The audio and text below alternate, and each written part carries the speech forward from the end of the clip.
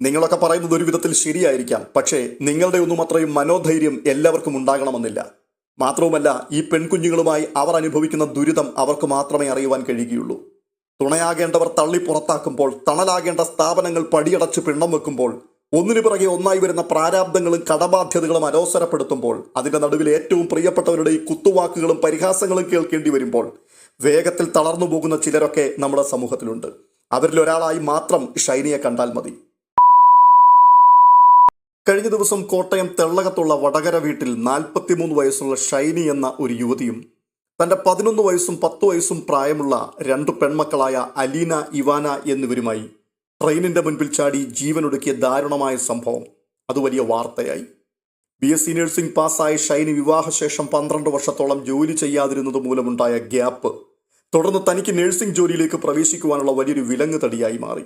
ജ്ഞനായ സഭാംഗമായ ഷൈനി തന്റെ സഭയുടെ കീഴിലുള്ള കോട്ടയത്തെ കാരിത്താസ് ആശുപത്രിയിൽ തന്റെ നിസ്സഹായ അവസ്ഥ വെളിപ്പെടുത്തിക്കൊണ്ട് ജോലിക്ക് വേണ്ടി പലയാവർത്തി മുട്ടി. എന്നാൽ ഇത്രയും കാലത്തെ ഗ്യാപ്പ് നിലനിൽക്കുന്നതിനാൽ തനിക്ക് ജോലി നൽകുവാൻ കഴിയില്ല എന്നും വേണമെങ്കിൽ 1 വർഷം സൗജന്യമായി സേവനം ചെയ്താൽ തന്റെ ആപ്ലിക്കേഷൻ പരിഗണിക്കാം എന്നുമുള്ള മറുപടി നൽകി തന്നെ മടക്കി അയച്ചു എന്നുള്ള വാർത്ത വല്ലാത്തൊരാഘാതത്തോടു കൂടിയാണ് സമൂഹം കേട്ടത്.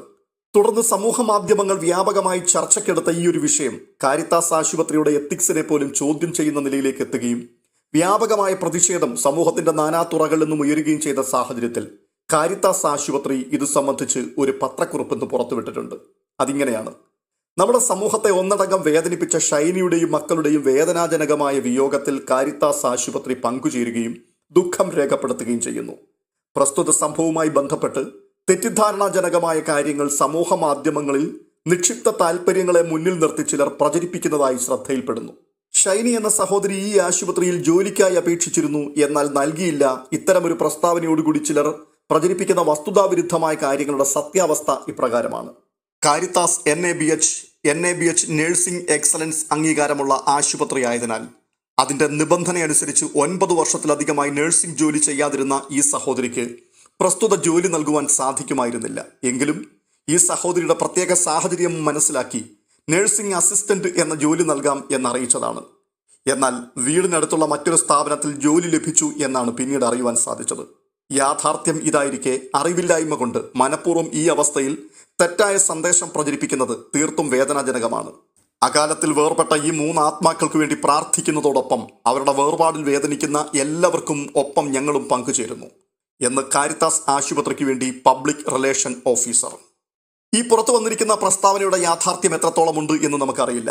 കാരിത്താസ് ആശുപത്രിയിൽ ജോലിക്ക് അപേക്ഷിച്ചിട്ട് ലഭിച്ചില്ല, 1 വർഷത്തോളം അവിടെ സൗജന്യ സേവനം അനുഷ്ഠിക്കണം എന്ന് വാട്സാപ്പ് ഗ്രൂപ്പുകൾ കൂടി പ്രചരിച്ച വോയിസ് ക്ലിപ്പുകൾ, അതെന്തുകൊണ്ടാണ് അങ്ങനെ ജനം സംസാരിച്ചത്?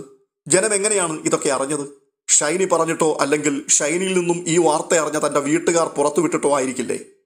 കാരിത്താസ് ആശുപത്രിയിൽ ഷൈനി ജോലിക്ക് വേണ്ടി അപേക്ഷിച്ചു എന്നുള്ളത് ഈ പത്രക്കുറിപ്പിൽ കൂടി കാരിത്താസ് മാനേജ്മെന്റ് ഇപ്പോൾ സമ്മതിക്കുകയും ചെയ്തിരിക്കുന്നു. അവർ പറയുന്ന നിയമപ്രകാരം 9 വർഷത്തിലധികം ഗ്യാപ്പ് ഉണ്ടായിരിക്കുന്ന ഒരു വ്യക്തിക്ക് ജോലി നൽകാൻ പറ്റില്ല എന്ന് പറഞ്ഞ് ഒഴിവാക്കുന്നതായിരുന്നു നല്ലത്. പക്ഷേ BSc നഴ്സിംഗ് പാസ്സായ ഒരു യുവതിക്ക് നഴ്സിംഗ് അസിസ്റ്റന്റായി ജോലി നൽകാം എന്ന് പറയുന്നതിലുള്ള ഔചിത്യം എന്താണ്?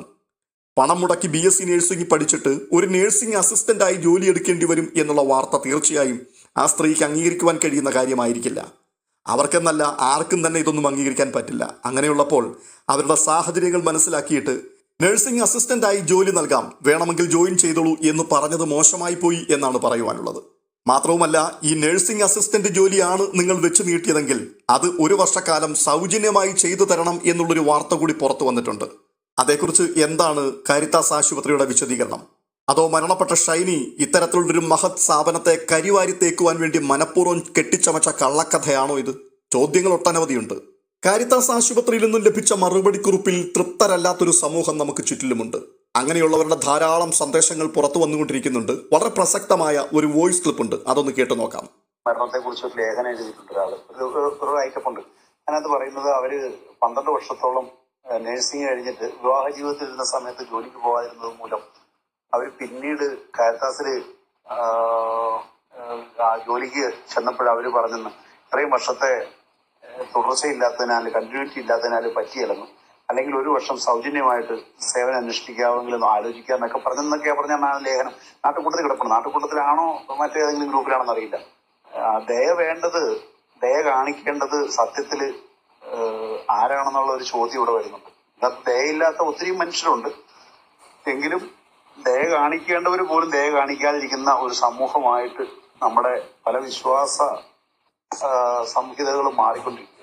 ഇതുപോലെ എല്ലാ മതവിഭാഗങ്ങളുടെയും ഇതുപോലുള്ള ആശുപത്രികളിലും അല്ലെങ്കിൽ വിദ്യാഭ്യാസ സ്ഥാപനങ്ങളിലും ഒക്കെ ജോലിക്ക് വേണ്ടി നിരവധി ആൾക്കാർ അതേ വിശ്വാസത്തിൽപ്പെട്ടവരോ അതേ സംവിധാനത്തിൽപ്പെട്ടവരോ ഒക്കെ പോകാറുണ്ട്. പക്ഷെ പലർക്കും ഇതുപോലെ തന്നെ നിരുത്സാഹപ്പെടുത്തിക്കൊണ്ടോ അപമാനിച്ചുകൊണ്ടോ ഒക്കെ ഉള്ള ഒരു പടിയിറക്കമാണ് മിക്കവാറും ഇവർക്ക് നൽകുക.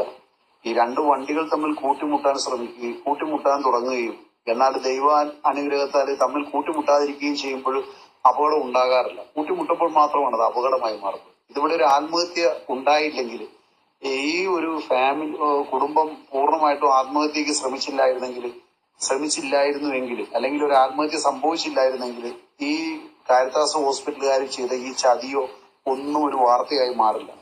അപ്പം ഇങ്ങനെ ഒരു സംഭവം നടക്കുന്നത് വരെ ആണ് ഇതിന് നടന്നു കഴിഞ്ഞപ്പോൾ മാത്രമാണ് ഇവർ ചെയ്ത ഈ സത്പ്രവർത്തിക്ക്, യേശുവിന്റെ സുവിശേഷത്തിന് ഇത്രയും ഗാംഭീര്യം ഉണ്ടായത്.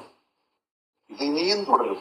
ഇതൊന്നും ഒരു യേശുക്രിസ്തു പുനരവതരിച്ചാൽ പോലും ഇതൊന്നും തടയാൻ പറ്റില്ല. കാരണം യേശുവിനേക്കാൾ സാമ്പത്തികമായിട്ടും സാമൂഹികമായിട്ടും പിന്നെ എല്ലാ രീതിയിലും യേശുവിനേക്കാൾ വളർന്നു പോയ ഒരു വിഭാഗമാണ് ഇന്ന്. യേശുവിനെ എന്നല്ല, ഏത് മതത്തിലെ ദൈവങ്ങളെക്കാളും വളർന്നിരിക്കുകയാണ് ആ മതത്തിലെ സംഘടനകളെല്ലാം. അല്ലെങ്കിൽ അതിനകത്തുള്ള ഈ പൗരോഹിത്യം ചുമക്കുന്ന കുറെ മനുഷ്യരുണ്ടല്ലോ. പൗരോഹിത്യം ചുമക്കുന്ന പല്ലികൾ, ആ വാക്ക് തന്നെ ഉപയോഗിക്കും, ഉത്തരം ചുമക്കുന്ന പല്ലികൾ എന്ന് പറയുന്ന പോലെ. നമ്മളിവരെ ആക്ഷേപിച്ചിട്ട് ഒരു കാര്യവുമില്ല. ഇവർക്ക് നമ്മളെക്കാൾ ഉയർന്ന തീൻമേശയിൽ നമ്മൾക്ക് സാമ്പാറും ദോശയും തരുമ്പോൾ ഇവർക്ക് മട്ടൺ ഫ്രൈയും മട്ടൺ ചാപ്സും ഒക്കെ ആയിരിക്കും കൊടുക്കുന്നത്, പാലപ്പവും മട്ടൺ ചാപ്സും ഒക്കെ കൊടുക്കുന്നത്. അപ്പോൾ സമൂഹം അവരുടെ പിറകെയാണ്, ഭൂരിപക്ഷം അവരുടെ പിറകെയാണ്. അതുകൊണ്ട് വെറുതെ അപമാനിച്ച് ഒറ്റപ്പെടാമെന്നല്ലാതെ ഒരു കാര്യവുമില്ല. അപമാനമൊക്കെ നമ്മളിലേക്ക് തന്നെ, ഈ കോരി എറിയുന്ന ചെളി നമ്മളിലേക്ക് തന്നെ തെറിക്കുന്ന ഒരു സാഹചര്യമുള്ളത്. നമുക്ക് ചെയ്യാൻ പറ്റുന്നത്, എന്റെ മാനസികാവസ്ഥയിൽ ആ മരിച്ചുപോയ ആ അമ്മകൾക്കും മക്കൾക്കും വേണ്ടിയിട്ട്, അവരുടെ ആത്മാവിൽ നിത്യശാന്തി കിട്ടാൻ വേണ്ടിയിട്ട് നമ്മളൊക്കെ വിശ്വസിക്കുന്ന ദൈവത്തോട് പ്രാർത്ഥിക്കുക. ഇനിയും ഒരു കുടുംബം ഇതുപോലെ അനാഥമായി പോകാതെ, ഇതുപോലെ നശിച്ചു പോകാതിരിക്കാൻ വേണ്ടിയിട്ട് ദൈവത്തിനോട് പ്രാർത്ഥിക്കുക എന്നുള്ളതാണ്. ഞാൻ ഫാമിലി കോടതിയിൽ പോയിക്കൊണ്ടിരുന്ന സമയങ്ങളിൽ ഇതിലുമൊക്കെ ദയനീയമായ ഒത്തിരിയും കേസുകൾ ഞാൻ കണ്ടു. ഞാൻ നടത്തിയ 2-3 കേസുകൾക്കകത്ത് ദയനീയാവസ്ഥയും എനിക്ക് കൃത്യമായിട്ടറിയാം. അതുകൊണ്ട് എനിക്ക് ഇതിനകത്ത് വലിയ അത്ഭുതമൊന്നും തോന്നുന്നില്ല. ഇതിനകത്ത് ആരാണ് ക്രൂരത ചെയ്തത് എന്ന് ചോദിച്ചാൽ ആരാണ് ക്രൂരത ചെയ്യാത്തത് എന്ന് മാത്രമേ ഉള്ളൂ തിരിച്ചുള്ള മറുപടി. എന്തായാലും മരിച്ചവര് രക്ഷപ്പെട്ടു എന്ന് പറയാനേ എനിക്ക് പറ്റുന്നുള്ളൂ. സത്യമാണ്, സഭ ഇപ്പോൾ ആരാധനാമൂർത്തിയായ ദൈവത്തെക്കാൾ വളർന്നു വലുതായിരിക്കുന്നു. യേശു ക്രിസ്തുവിനേക്കാളും പണവും പ്രതാപവും ഒക്കെ സഭയ്ക്ക് കൈവന്നിരിക്കുന്നു. അതുകൊണ്ട് തന്നെ സാക്ഷാൽ ക്രിസ്തുവിന് സഭാ നേതൃത്വത്തിന്റെ തീരുമാനങ്ങളുടെ മുമ്പിൽ ഓച്ചാനിച്ചു നിൽക്കുവാൻ മാത്രമേ ഇപ്പോൾ കഴിയുകയുള്ളൂ. ഇനിയിപ്പോൾ റെയിൽവേ പാലത്തിൽ ചിതറിത്തെറിച്ച ഈ ഇറച്ചി കഷ്ണങ്ങൾ വാരിക്കൂട്ടി സഭ സംഘടിപ്പിക്കുന്ന മനോഹരമായ ശവസംസ്കാര ശുശ്രൂഷകൾക്ക് ശേഷം ഈശോ മിശിഹ ഈ പ്രിയപ്പെട്ടവരുടെ ആത്മാക്കൾക്ക് നിത്യശാന്തി നൽകി സ്വന്തം ഭവനത്തിൽ ചേർക്കട്ടെ. അല്ലാതെ ഈശോയ്ക്ക് വേറെ എന്താണ് മാർഗമുള്ളത്? കൊടിയ ഗാർഹിക പീഡനത്തെ തുടർന്ന് ഭർതൃഗ്രഹത്തിൽ പാർക്കുവാൻ കഴിയാതെ ചങ്ക് തകർന്നാണ് ഷൈനി തന്റെ പെൺകുഞ്ഞുങ്ങളുമായി തന്റെ വീട്ടിലേക്ക് എത്തിയത്. ഇപ്പോൾ നമുക്കറിയുവാൻ കഴിയുന്ന മറ്റൊരു വാർത്ത, തന്റെ ഭർത്താവ് നോബി കുര്യാക്കോസ് ചില ദിവസങ്ങൾക്ക് മുമ്പ് അവധിക്ക് നാട്ടിലേക്ക് എത്തിയിരുന്നു. ഷൈനിയും കുട്ടികളും ആത്മഹത്യ ചെയ്യുന്നതിന്റെ തലേ ദിവസമാണ് അദ്ദേഹം വിദേശത്തേക്ക് മടങ്ങിപ്പോയത്. എന്നുവെച്ചാൽ നോബിയുമായി സംസാരങ്ങൾ നടന്നിട്ടുണ്ട്, പ്രശ്നങ്ങൾ ഉണ്ടായിട്ടുണ്ട്. ഈ കുഞ്ഞുമക്കളുടെ ചിലവിന് പോലും ആ മനസാക്ഷി മരവിച്ച മനുഷ്യമൃഗം ഒരു രൂപ നൽകുവാൻ തയ്യാറായിട്ടുണ്ടാവില്ല. ഭാര്യയെയും മക്കളെയും പൂർണ്ണമായും കൈവിട്ട് അയാൾ വിദേശത്തേക്ക് മടങ്ങിപ്പോയ രാത്രിയിൽ തന്നെ ഷൈനി തീരുമാനിച്ചു, അടുത്ത പ്രഭാതം ഇനി തങ്ങൾക്കുള്ളതല്ല എന്ന്. ഭാര്യയെയും തന്റെ 2 പെൺകുഞ്ഞുങ്ങളെയും മരണത്തിലേക്ക് തള്ളിവിട്ട നോബിയെ കൊണ്ട് നീതിപീഠം ഇതിനുള്ള മറുപടി പറയിക്കണം.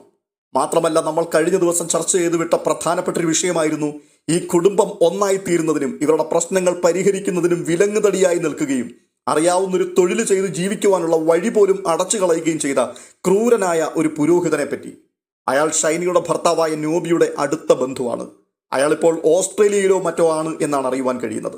പൗരോഹിത്യ വസ്ത്രത്തിന് തന്നെ തീരാ കളങ്കമേൽപ്പിക്കുന്ന ഇത്തരത്തിലുള്ള പുഴുക്കുത്തുകൾ നമ്മുടെ സമൂഹത്തിൽ അങ്ങിങ്ങായി ഉള്ളതുകൊണ്ട് തന്നെ മാന്യമായി ക്രിസ്തുവിന്റെ വഴികളിൽ നടക്കുന്ന ഭൂരിപക്ഷം വരുന്ന പുരോഹിത വൃന്ദങ്ങളെ പോലും സമൂഹം വെറുപ്പോടും അവജ്ഞയോടും കൂടിയാണ് നോക്കുന്നത്. തകർന്നു പോയപ്പോൾ ഒന്ന് പിടിച്ചു നിൽക്കുവാൻ ഒരു കൈത്താങ് ലഭിക്കാതെ ജീവിതം അവസാനിപ്പിച്ച ഈ സാധുക്കളുടെ വാരിക്കൂട്ടി ഇറച്ചിക്കഷ്ണങ്ങൾക്ക് മുമ്പിൽ നിന്നുകൊണ്ട് മരണാനന്തര വിശ്വാസത്തെ മാർക്കറ്റ് ചെയ്യുന്ന കണ്ണിൽ ചോരയില്ലാത്ത മതത്തെയും ഒരു നാട് മുഴുവനും ഹൃദയവേദനയോടെ അയ്യോ എന്ന് നിലവിളിക്കുമ്പോൾ ഒരു ഉളുപ്പുമില്ലാതെ സ്വയം ന്യായീകരിച്ച് രക്ഷപ്പെടുവാൻ ശ്രമിക്കുന്ന മതസ്ഥാപനങ്ങളോടുമൊക്കെ പുച്ഛം മാത്രമാണ് തോന്നുന്നത്. ഷൈനി എന്ന യുവതി 12-ലധികം ആശുപത്രികളുടെ വാതുക്കൽ ഒരു ജോലിക്ക് വേണ്ടി കയറിയിറങ്ങിയത്രേ. പക്ഷേ അവരെ സഹായിക്കുവാൻ ആരും തയ്യാറായില്ല. ആത്മഹത്യ ഒന്നിനും ഒരു പരിഹാരമല്ല എന്ന് പറയുന്ന ധാരാളം ആൾക്കാർ നമ്മുടെ ചുറ്റുപാടുകളിലുണ്ട്.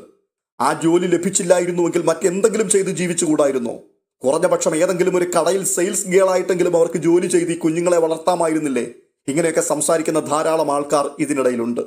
നിങ്ങളൊക്കെ പറയുന്നത് ഒരു വിധത്തിൽ ശരിയായിരിക്കാം. പക്ഷേ നിങ്ങളുടെ ഒന്നും അത്രയും മനോധൈര്യം എല്ലാവർക്കും ഉണ്ടാകണമെന്നില്ല.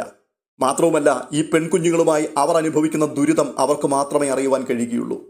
തുണയാകേണ്ടവർ തള്ളി പുറത്താക്കുമ്പോൾ, തണലാകേണ്ട സ്ഥാപനങ്ങൾ പടിയടച്ച് പിണ്ണം വെക്കുമ്പോൾ, ഒന്നിനു പിറകെ ഒന്നായി വരുന്ന പ്രാരാബ്ദങ്ങളും കടബാധ്യതകളും അലോസരപ്പെടുത്തുമ്പോൾ, അതിന്റെ നടുവിൽ ഏറ്റവും പ്രിയപ്പെട്ടവരുടെ ഈ കുത്തുവാക്കുകളും പരിഹാസങ്ങളും കേൾക്കേണ്ടി വരുമ്പോൾ വേഗത്തിൽ തളർന്നു പോകുന്ന ചിലരൊക്കെ നമ്മുടെ സമൂഹത്തിലുണ്ട്. അവരിൽ ഒരാളായി മാത്രം ഷൈനിയെ കണ്ടാൽ മതി. ട്രെയിനിന്റെ ലോക്കോ പൈലറ്റ് കൊടുത്ത മൊഴി 3 വ്യക്തികൾ പരസ്പരം കെട്ടിപ്പുണർന്ന് റെയിൽവേ ട്രാക്കിന്റെ നടുവിൽ മരണം പ്രതീക്ഷിച്ചിരിക്കുന്ന കാഴ്ച തന്റെ ഹൃദയത്തെ തകർത്ത് കളഞ്ഞുവെന്നാണ്.